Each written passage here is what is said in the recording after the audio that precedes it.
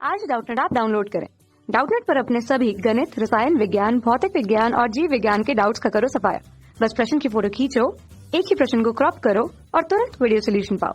अभी डाउनलोड करें। नमस्कार बच्चों, दिया गया प्रश्न है ट्रांसफार्मर में किस प्रकार की हानियां नहीं होती। विकल्प क्रमांक 1 दिया गया है यांत्रिक हानियां, दूसरा ताम्र हानियां, तीसरा सैथिल्य हानियां, चौथा भंवर धारा की हानियां। तो अगर हम ट्रांसफार्मर की बात करते हैं तो ट्रांसफार्मर में हानियां किस प्रकार की हो सकती है हम लोग खुद ही देख लेते हैं।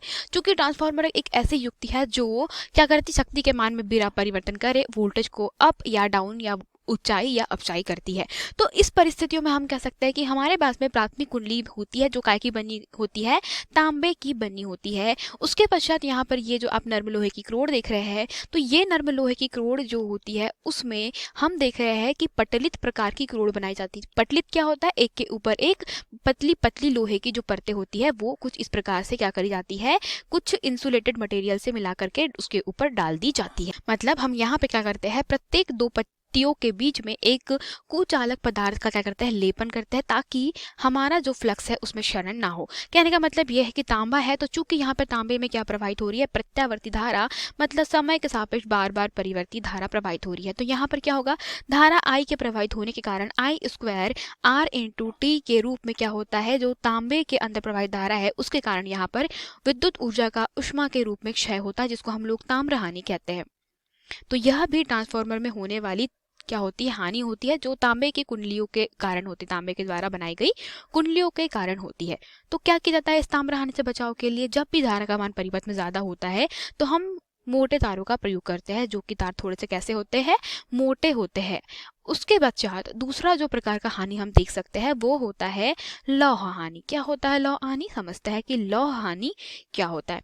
तो लौह हानि एक प्रकार का हानि है जो कि हमारे पास में ट्रांसफार्मर की कुंडली में प्रयुक्त नर्म लोहे की क्रोड के कारण हो सकता है। मतलब कहने का ये है कि चूंकि हम लोग जैसे कि जानते हैं यहाँ पर कि नर्म लोहे के क्रोड का जब हम लोग क्या करते हैं, प्रयोग करते हैं, है ना, तो नर्म लोहे की क्रोड कैसी होती है, कुछ इस प्रकार की होती है। और अगर हम पटलित नर्म लोहे की क्रोड का प्रयोग ना करें तो सोचिए यहाँ पर क्या होगी, चूंकि फ्लक्स क्या हो रहा है, समय के सापेक्ष d phi by d t बार बार परिवर्तित है, जिसके कारण यहाँ पे फ्लक्स में परिवर्तन के कारण भंवर धाराएं जो है वो उत्पन्न हो सकती है। और इसके कारण हमारे पास में अगेन विद्युत ऊर्जा का क्षय जो है वो काय में होगा, ऊष्मा के रूप में होगा, जिससे हमें क्या करना है, बचाना होता है। तो ऊष्मा क्षय को रोकने के लिए हम क्या करते हैं, लोहे की पटलित क्रोड बनाते हैं, जो कि मैंने आपको बताया था कि यहाँ पे इसमें दो पटलित क्रोडों के बीच में क्या करते हैं, कुचालक पदार्थ भर दिया जाता है और ये पतली पतली प्लेटें होती है एक के ऊपर एक, इस प्रकार से पटलित क्रोड बनाई जाती है। तीसरे प्रकार का जो क्षय होता है ट्रांसफार्मर में, वो क्षय कौन सा हो सकता है, इसको देख करके ध्यान से बताइए कि कौन सा क्षय जो है वो इसमें हो सकता है। तो यहाँ पर होता है अगला जो क्षय, उसको कहते हैं चुंबकीय फ्लक्स क्षरण। और वो क्या होता है, वो इस प्रकार से होता है कि मान लेते हैं कि हमारे पास में ट्रांसफार्मर की कुंडली है, तीसरे चरण की बात कर रहे हैं, वो है चुंबकीय फ्लक्स क्षरण। तो इसमें इस प्रकार से आप इसको समझ सकते हैं कि ये हमारी ट्रांसफार्मर की प्राथमिक कुंडली है। अगर हम यहाँ पे जो क्रोड है वो ऐसे बंद आकार की, जैसे कि आप चित्र में देख रहे हैं, तो अगर हम इस बंद आकार की क्रोड का प्रयोग ना करते हुए हम डायरेक्टली क्या करते हैं, सिर्फ एक जनरल क्रोड का प्रयोग करता है, जो कि कहाँ लगाई गई है, वो हमारे द्वारा इस प्राथमिक कुंडली में प्रयोग में लाई गई है। तो होगा क्या कि यहाँ पे जो फ्लक्स होगा वो पूरी तरीके से बद्ध नहीं होता है द्वितीय कुंडली से। मतलब यहाँ पर अगर मान लीजिए कि ये फ्लक्स में बार बार परिवर्तन हो रहा है और ये चुंबकीय क्षेत्र रेखाएं हैं हमारी, तो ये चुंबकीय क्षेत्र रेखाओं के कारण क्या होगा कि ये पूरा का पूरा फ्लक्स जो है वो द्वितीय कुंडली से बद्ध नहीं होती, जिसके कारण क्या होता है, एक प्रकार का क्षरण होता है, इसे कहता है फ्लक्स क्षरण। इस फ्लक्स क्षरण से बचने के लिए इसीलिए क्या किया जाता है, ट्रांसफार्मर की क्रोड जो होती है वो एक बंद लूप के रूप में आप देख सकते हैं, ये कुछ इस प्रकार से एक बंद लूप में क्या करते हैं, ट्रांसफार्मर की क्रोड बनाई जाती है। उसमें जहाँ पे पहले सिरे पर प्राथमिक कुंडली लपेटी जाती है और दूसरे सिरे पर लपेटी जाती है हमारी द्वितीय कुंडली, या क्या कर दिया जाता है, जहाँ पे प्राथमिक कुंडली लपेटी होती है उसी के ऊपर द्वितीय कुंडली को भी लपेट करके इस फ्लक्स के क्षरण को रोका जा सकता है। चौथा टाइप का जो क्षरण होता है उसको कहते हैं शैथिल्य हानि। तो ये शैथिल्य हानि क्या है हम देखते हैं। तो शैथिल्य हानि की अगर बात करते हैं, ये हानि एक प्रकार के चुंबकन और विचुंबकन के कारण होती हैं। ठीक है, तो चुंबकन क्या होता है और विचुंबकन क्या होता है हम लोग ये भी देख सकते हैं। विचुंबकन मतलब होता है कि आपके पास में चुंबकीय क्षेत्र आरोपित करने के बाद में जो भी मटेरियल या जो भी पदार्थ आप उपयोग में कर रहे हैं वो कितने जल्दी विचुंबकित होता है। और चुंबकन का मतलब होता है कि जब चुंबकीय क्षेत्र में आपने कोई भी पदार्थ रखा है तो एन और एस के बीच में रखे जाने पर कितने जल्दी ये चुंबकित होता है ना। इसी प्रकार से विचुंबकन मतलब एन और एस के बीच में रखे जाने पर कितने जल्दी चुंबकित होकर के यहाँ पे जैसे ही हमने एन और एस हटा दिया तो कितने जल्दी ये विचुंबकित हो जाता है।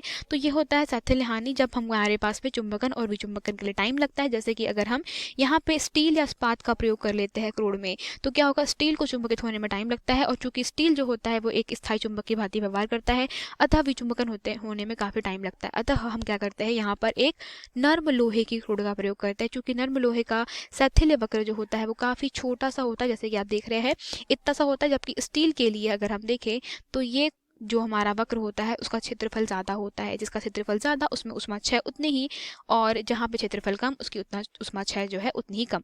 अतः हम कहेंगे कि साथिल्य हानि भी होती है। फिर देखते हैं हमारे पास में विकल्प क्या क्या सही कर रहे हैं। क्या ताम्र हानियाँ होती है? जी बिल्कुल होती है। साथिल्य होती है? हाँ होती है। भंवर धारा की हानियाँ होती हैं? हाँ भंवर धारा की हानियाँ भी होती है, जिसको हम लोग क्या कहते हैं, लौह हानि भी कहते हैं। इसी को हम लोग भंवर धारा की हानि भी कहते हैं। ठीक है, तो अब हम कहेंगे कि भाई यहाँ पे हानियों तो हमने देख लिया, लेकिन हमको एक हानि नहीं दिखाई पड़ रही, और वो कौन सी है? यांत्रिक हानियाँ। इसका मतलब यह है कि यांत्रिक हानियाँ का मतलब ये होता है कि गतिज ऊर्जा या बच्चों स्थितिज ऊर्जा के कारण जो हानियाँ होती है वो। तो हम देख रहे हैं कि ट्रांसफार्मर में किसी प्रकार की गतिज ऊर्जा नहीं होती, यांत्रिक ऊर्जा नहीं पाई जा रही है।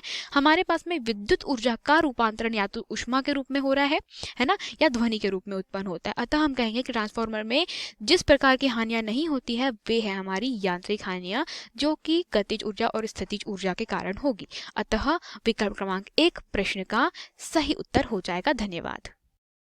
कक्षा 6वीं से 12वीं से लेकर नीट, IIT, JEE वो एडवांस के लेवल तक 1 करोड़ से ज्यादा छात्रों का भरोसा। आज ही डाउनलोड करें डाउटनेट ऐप या व्हाट्सएप करें अपने सारे डाउट्स 8400 400 400 पर।